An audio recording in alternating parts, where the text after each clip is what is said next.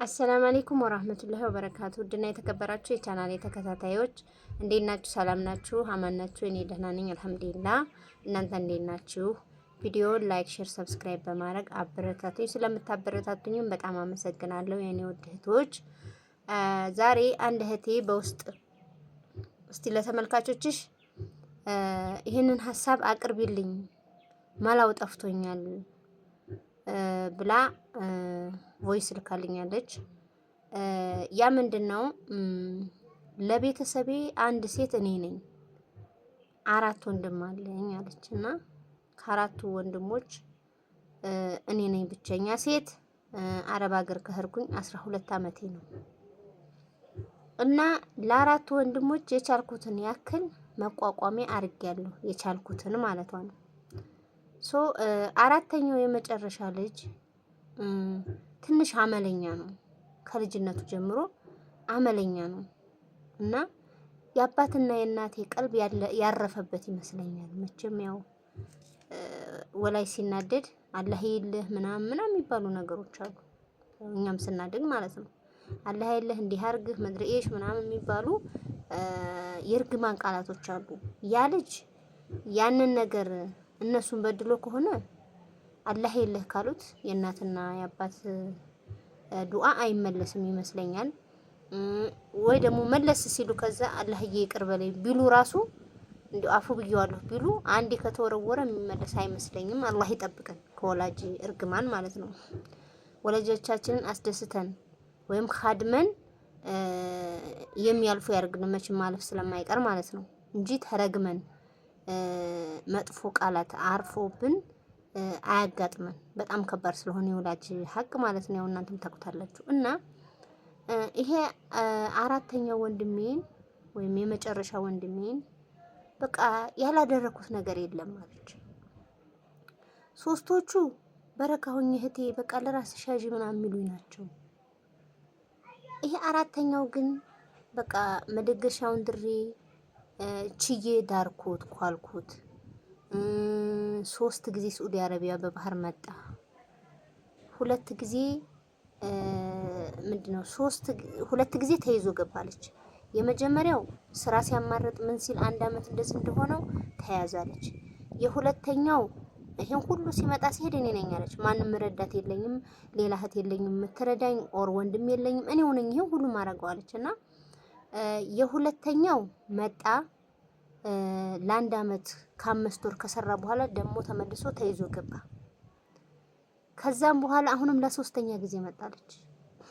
ኦኬ ለ3ኛ ጊዜ እንደመጣ ደግሞ ታመማለች። በረሃ ላይ የማያሰራ ስራ ታመመ። ይሄ ኪንታሮት ነው ምናምን የሚባለው ሙቀት አይፈልግም መሰለኝ። ይሄ ኪንታሮት የሚባለው ማለት ነው የማህፀን ወይም ደግሞ በሰገራ በኩል የሚወጣው ኪንታሮት ማለት ነው። ስራ ያሰራም ምናምን ሙቀት አይወድም መሰለኝና እሱ ያዘዋለች። ገና በመጣ በ4 ወሩ ከአንዴም 2 ሐኪም ቤት አስገባዋለች። እዛው አረብ ሀገር እማይሆን ሆነ። በቃ ታመመ። በቃ ሰውነቱ መነመነ ምናምን አለች። በቃ እኔ በጣም ፈራሁና በቃ የሚሞት መሰለኝና እንደገና የአየር ትኬት ብዬ ሻንጣ ረትቤ ምናምን አገር ገባለች። አሁንም አንዴ ባጃጅ ካልገዛሽልኝ፣ አንዴ ሞተር ካልገዛሽልኝ፣ አንዴ የሆነ ነገር ካረግሽልኝ ምናምን በቃ እኔን ማስፈራራት ነው። እገልሻለሁ ብትመጪ፣ ቤትም ሰርቼ ነው ቤትሽን ወይ ያቃጥልልሻለሁ ምናምን ይለኛል። ይሄ በ3ኛው ከገባ በኋላ እንደዚህ ታሙ ማለት ነው። በቃ ሁሉንም እርግፍ አረኩትና ትዳር ያስኩኝ አለች። እና እኔ አሁን በትዳር ላይ ነኝ።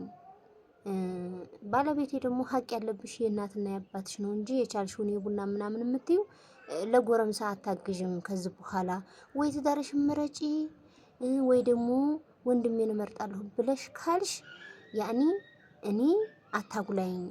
እኔ ሰርተን እንድንለወጥ ነው የምፈልገው። ሰርተን የራሳችን ነገር አርገን ነው እንድንገባ ነው የምፈልገው። እዚሁ ሳዑዲ ነው የኔ ማለችና ሰርተን ተለውጠን እንድንገባ ነው የምፈልገው። የቻልሽውን ነገር እስካሁን ድረስ አድርገሻል። ይሄ ልጅ ምንም የተለወጠ ነገር የለም። አሁንም ይሄን ላርግለት ብትይ ብታረጊለትም ምንም ለውጥ የለውም። በፊት ሞተር ገዝቼለት ነበር አለች። ያንን ሞተር ሽጦ እልምልምልም ነው አለች ያደረገው።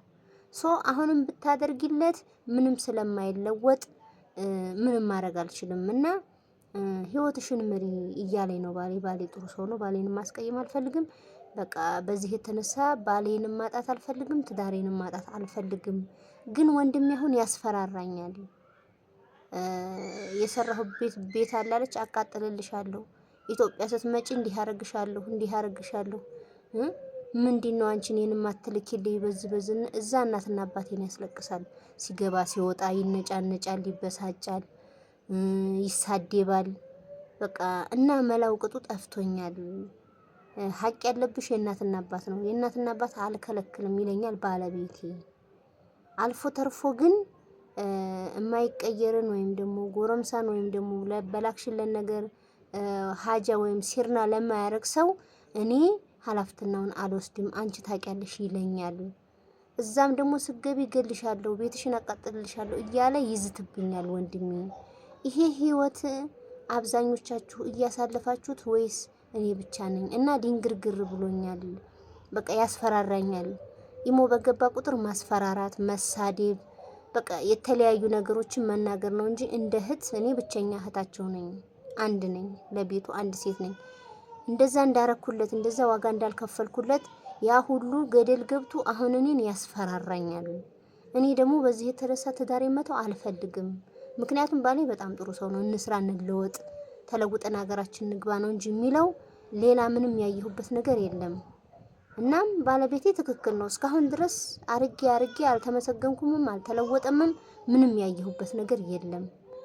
ስለዚህ እህቶቼ ምን ትሉኛላችሁ ብለሽ ንገሪልኝና አስተያየት ይጻፉልኝ። በእርግጥ እኔ ብቻ ነኝ እንደዚህ አይነት ህይወት ውስጥ ያለሁት ወይስ በእናንተም በኩል እንደዚህ አይነት ነገር አለ? ኮሜንቱን ታነባዋለች። ምንድነው ዩቲዩብ ላይ አጋሪልኝ ስላለች ነው። ቆይ ልጅ አለቀሰች እና ስንቶቻችሁ ይሄን ህይወት እያሳለፋችሁ ትገኛላችሁ? ወይስ እኔ ብቻ ነኝ እንዲህ እያልኩ አንዳንዴ ብቻዬን አለቅሳለሁ። ወይ እህት ብትኖረኝ አጋዥ የምትረዳኝ ማዋያት የምንወያየው ምናምን እያልኩኝ አለቅሳለሁ አለች። አንዳንዴ ብቻዬን ማለት ነው። እና ኢትዮጵያ ልግባ ብዬ ብል ራሱ ያስፈራኛል። ምክንያቱም ትንሽ ካይምሮ ጋር የሆነ አይመስለኝም። አንደኛ ያው አረብ ሀገር ሄደን ስንመጣ አንዳንዴ ኖርማል አንሆንም። ለምን በእርግጥ እሱም ሊሰራ ሀሳቡን ሊያሳካ ነበር ሄደው። በእርግጥ ያው በመያዝ በበሽታ በምናምን ነው እየተመላለሰ ያለው ይሄ ልጅ ማለት ነው። እሷን ብትለፋም ያ ደግሞ ሲሆን ትንሽ አይምሮ ብዥ ይላል። በዛ ላይ ደግሞ ትንሽ አመሉ ወጣ ያለ ነው። በቃ እናት አባቱን የሚገላምጥ ምናምን ስለሆነ ቀልብም ትንሽ አርፎበታልና ሸይጣን የሚወሰውሰውና እንደው የለፋሁበትን ቤቴን ያቃጥልብኝ ይሆን ሰህድ የሆነ ነገር ያረገኝ ይሆን እያልኩኝ አስባለሁኝ፣ እጨነቃለሁ አለችና እስቲ ምን ማድረግ እንዳለባት ኮሜንት አድርጉላት። ማለት አሁን እኔ በበኩሌ ማለት ነው ብዙም ብር ብትልክለት ማፊ ፋይዳ ገብቷቸዋል። አሁን ላይ እዚህ ወይ መቃም ነው ወይ ማጨስ ነው፣ መብላት መጠጣት ምናምን ብሩን ውል ላይ ሳያውለው ብክንክንክን ነው የሚያደርገው። አሁንም መላክ ደግሞ ማፊ ፋይዳ። እሷ እየለፋች መላክ እዚህ ጋር ቁም ነገር ካልሰራበት ምንም ውጤት የለውም። ያው ማስፈራሪያ፣ ዛቻ ምናምን እገልሻለሁ፣ ቤትሽን አቃጥልሻለሁ ምናምን ወዘተ ነው አለች። እንግዲህ ኢሞ በገባ ቁጥር ስድብ ምናምን የሆነ ዛቻ ምናምን ነው አለችና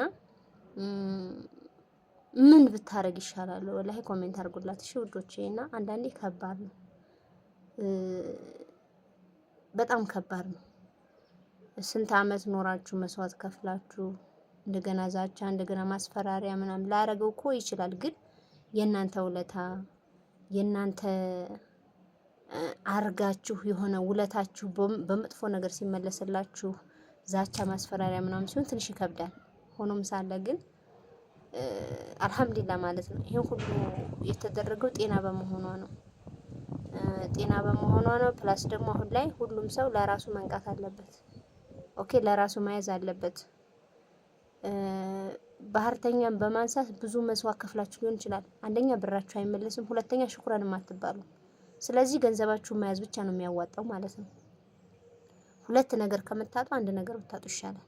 ብራችሁንም ወንድምነታችሁን ከምታጡ ብራችሁን ይዛችሁ ወንድምነታችሁን ውጡ። በኋላ ሲገባው ፈልጎ ራሱ ይመጣል ማለት ነው። እና ይሄን ይመስላል። ኮሜንት አድርጉላችሁ ውዶቼ። በሌላ ቪዲዮ እስከምንገናኝ ሰላም አለይኩም ወራህመቱላሂ ወበረካቱ።